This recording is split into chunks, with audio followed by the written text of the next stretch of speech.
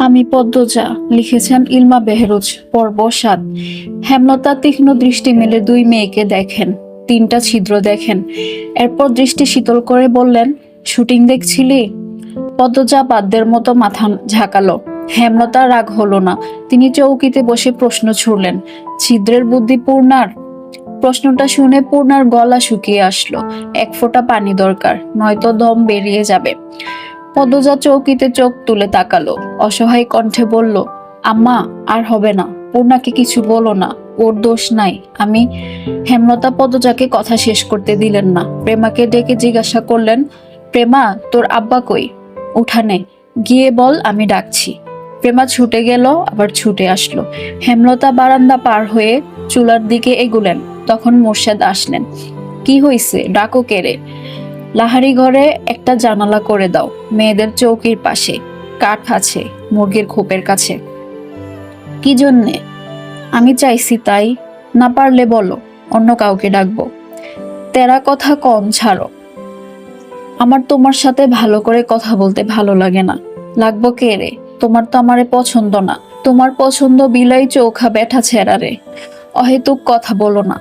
মাসের পর মাস কোথায় থাকো তা আমার অজানা নয়। রোগে ধরলেই লতার কথা মনে পড়ে। মোর্শেদ মিনিট খানেক রাগ নিয়ে তাকিয়ে থাকলেন। মোর্শেদ ঘণ্টাখানেক সময় নিয়ে ২ ফুট উচ্চতার জানালা করলেন। পদ্মজা পূর্ণা হতবাক, সেই সাথে খুশি। হেমলতা ছোট পর্দা টানিয়ে দেন। রুম থেকে বাহিরে দেখা যায়, কিন্তু জানালার ওপাশে কে আছে বাহির থেকে দেখা যায় না। সন্ধ্যা মুহূর্তের শুটিং শুরু হয়। পদ্মজা, পূর্ণা, প্রেমা চৌকিতে বসলো চিরা নিয়ে।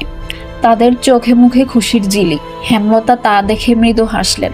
বড় মেয়ে দুটো কখনো মুখ ফুটে শখ আহ্লাদের কথা বলে না।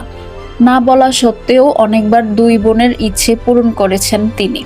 আর কিছু ইচ্ছে বুঝতে পারলেও পূরণের সামর্থ্য হয়নি হেমলতার।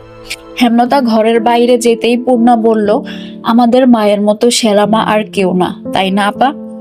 মায়ের মতো কেউ হয় না। সবার কাছে সবার মা সেরা। আমাদের মা আমাদের কাছে সেরা, লাবণ্যের মা লাবণ্য আর ওর ভাইয়ের কাছে সেরা, মনির মা মনির কাছে সেরা। ওরা বলছে, বোকা, এসব বলতে হয় না। না, আমাদের আম্মাই সবচেয়ে ভালো আম্মা। এমন মা আর একটাও নেই। হেমলতার কানে প্রতিটি কথা আসে। পূর্ণা সবার অনুভূতি অনুভব করতে জানে না, পদ্মজা জানে। আমাদের আম্মা সত্যি সেরা, আলাদা। পদ্মজা হেসে বলল।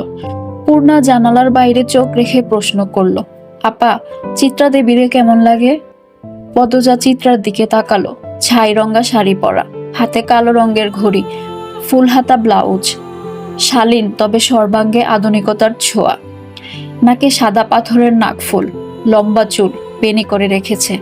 মুখে খুব মায়া, স্নিগ্ধ একটা মুখ, যেন শরৎ এর শুভ্র এক টুকরো মেঘ। পদ্মজা বলল, আমার দেখা দ্বিতীয় সুন্দর মেয়ে মানুষ চিত্রা দিদি। পূর্ণা আগ্রহ নিয়ে জানতে চাইল, প্রথম কে? পদ্মজা কণ্ঠ খাদে নামিয়ে মোহময় কণ্ঠে বলল, আমাদের আম্মা। হেমলতার বুক শীতল স্নিগ্ধ কোমল অনুভূতিতে ছেয়ে গেল। পদ্মজা এত সুন্দর করে আমাদের আম্মা বলেছে। হেমলতা প্রথম, এই প্রথম শুনলেন তিনি সুন্দর। ভুবন মোহিনী রূপসীর মুখে শুনলেন। এই আনন্দ কোথায় রাখবেন তিনি? কেন ছেলে মানুষই অনুভূতিতে তলিয়ে যাচ্ছেন তিনি? প্রেমা অবাক সুরে বলল, আম্মা তো কালো, চিত্রা দিদির চেয়ে সুন্দর কিভাবে? এভাবে বলছিস কেন প্রেমা? তুই ফর্সা হয়ে গেছিস বলে কালোকে ভালো মনে হয় না? পূর্ণা গম গম করে উঠল। প্রেমা ভয় পেল। পদ্মজা বলল, পূর্ণা, বকছিস কেন?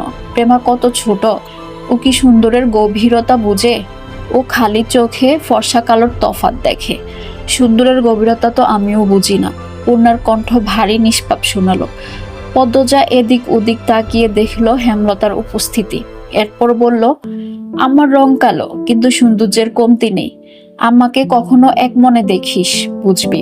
আমাদের আম্মার চোখ দুটি গভীর, বড় বড়, পাতলা মসৃণ ঠোঁট। আমার ঘন চুলের খোপায় এক আকাশ কালো মেঘ। আমার শাড়ির কুচির ভাঁজে আভিজাত্য লুকোনো।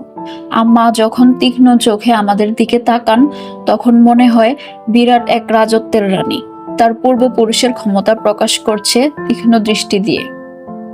এত কিছু থাকা সত্ত্বেও কি আম্মা আমাদের দেখা প্রথম সুন্দর মানুষ হতে পারেন না? পদ্মজার প্রতিটি কথা পূর্ণার উপর ভীষণভাবে প্রভাব ফেলল। প্রেমা চোখ পিট পিট করে কিছু ভাবছে। পূর্ণা বলল, হতে পারে। কাল থেকে আমি আম্মাকে দেখব মন দিয়ে। আমিও। প্রেমা পূর্ণার দলে ঢুকলো। হেমলতার চোখ বেয়ে 2 ফোঁটা জল গড়িয়ে পড়ল। এই কালো রঙের জন্য ছোট থেকে সমাজে তুচ্ছ-তাচ্ছিল্য হয়ে এসেছেন। কত লুকিয়ে কাঁদা হয়েছে, কত করে চাওয়া হয়েছে কেউ সুন্দর বলুক, কিন্তু সেই কপাল কখনো হয়নি। আর আজ এ বয়সে এসে শুনলেন তিনি কুৎসিত নন, তার মাঝেও সৌন্দর্য আছে। জন্মদাত্রী মা কালো রঙের জন্য গরম চামচ দিয়ে পোড়া দাগ করেছিলেন ঘাড়ে, আর গর্ভের সন্তান আজ সেই অনুচিত কাজের জবাব দিল। আল্লাহর সৃষ্টি কেউ অসুন্দর নয়, সবার মধ্যেই সৌন্দর্য আছে, যা ধরা পড়ে শুধুমাত্র সুন্দর একজোড়া চোখে। নিশুতি রাত, চারিদিকে ঝিঝি পোকার ডাক। হেমলতা চোখ খোলেন। হুট করে ঘুমটা ভেঙে গেল। ষষ্ঠ ইন্দ্রিয় ইঙ্গিত করছে কোনো ষড়যন্ত্রের। লাহারিগড়ের ডান পাশে 2 জোড়া পায়ের আওয়াজ। হেমলতার বুক কেঁপে উঠল। তিনি দ্রুত উঠে বসেন। 2 চৌকির মাঝের পর্দা সরিয়ে দেখেন পদ্মজার অবস্থান। পদ্মজাকে ঘুমাতে দেখে আটকে যাওয়ার নিঃশ্বাস ছাড়েন। পায়ের আওয়াজ একদম পাশে শোনা যাচ্ছে।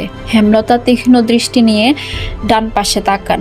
কারো অন্ধকার ছাড়া কিছু দেখা যাচ্ছে না, তবুও তিনি তাকিয়ে আছেন। দৃষ্টি দেখে মনে হচ্ছে অদৃশ্য গোপন শত্রুকে তিনি দেখতে পাচ্ছেন। কে ওখানে? হেমলতা ঝাঁঝালো কণ্ঠে। পায়ের আওয়াজ থেমে গেল। সেকেন্ড কয়েক পর 2 জোড়া পা যেন ছুটে পালালো।